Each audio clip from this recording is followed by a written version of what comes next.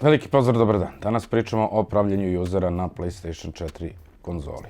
Naravno, PlayStation 4 Slim i PlayStation 4 Pro se podrazumevaju.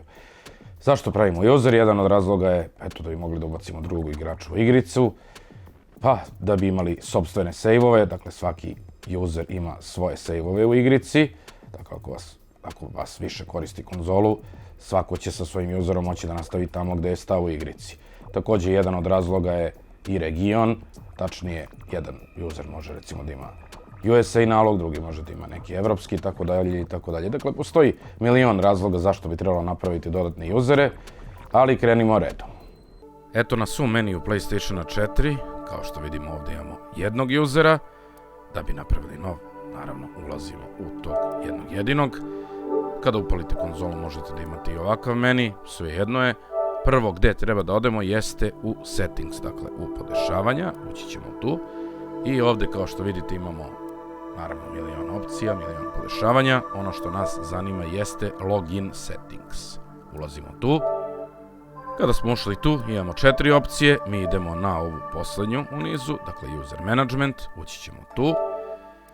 I ovdje imamo dve stvari, dakle create user i delete user, dakle da napravimo korisnika i da izbrišemo nekog, ako ih imamo više, koga želimo da obrišemo. U ovom slučaju mi idemo da napravimo, dakle da napravimo user, create user, idemo tu, ovdje stavljamo accept, sljedeće što nas pita jeste u vezi PlayStation Networka, to ćemo preskočiti pošto sada trenutno nismo nakačeni na internet, dakle ovdje idemo na skip i ovdje sada imamo, dakle da odaberemo sličicu usera, koju u ovom slučaju ne možemo sad odabrati, pošto nismo nakačeni na internet, napominjem opet.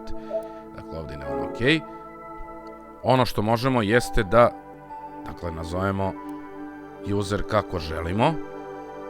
Dakle, da bi to uradili, stisnut ćemo X na user 2 i ovdje možemo, eto, zameniti ime kako želimo da nam se zove korisnik. Evo, možemo ga nazvati i Sneak 2, ali pri tome moramo voditi računa da ne pravimo razmak, jer to dakle nije dozvoljeno, dakle mora da bude korisnik, pa donja crta 2 ili korisnik 2 spojeno, dakle ne sme da postoji razmak.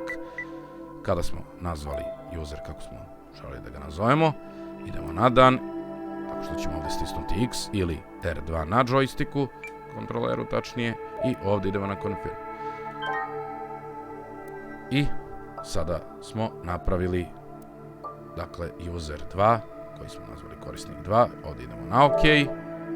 Sada ćemo otići nazad, da vidimo da li je sve kako treba. Evo, vratili smo se ovaj meni. Idemo da proverimo sada da li smo radili sve kako treba. Dakle, držimo dugo PlayStation taster, to je dakle onaj taster s kojim palite kontroler ili palite konzolu ako palite preko kontrolera, dakle držimo dugo.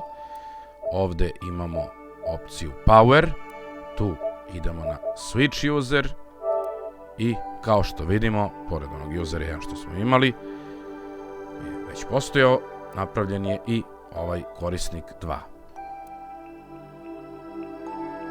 Dakle, eto, vidjeli ste kako se pravi user na PlayStation 4 konzoli, nije ništa komplikovano, treba vam samo par minuta. Sada smo koristili metodu, dakle, bez interneta. Ako se budete tačnije povezivali na internet, imat ćete mnogo više opcija, dakle, ono da izaberete avatara i slično. Tako da, kao što ste vidjeli, nikakav problem i sve se završava vrlo brzo. Svakako, ako niste do sada, obavezno zapratite ovaj kanal. Imate još dosta zanimljivih videa vezanih za PlayStation 4 konzole, vezane za DualShock 4, za popravke, kako da prepoznate kopiju, kojih ima sve više na tržištu u odnosu na originala, dosta su slične, praktično izgledaju isto, tačnije identično. Dakle, za svakoga ima po nešto. Naravno, tu su i neki videi koji nisu vezani za tematiku PlayStationa, ali vam svakako mogu biti zanimljivi. Mi se svakako vidimo u narednom videu. Pozdrav!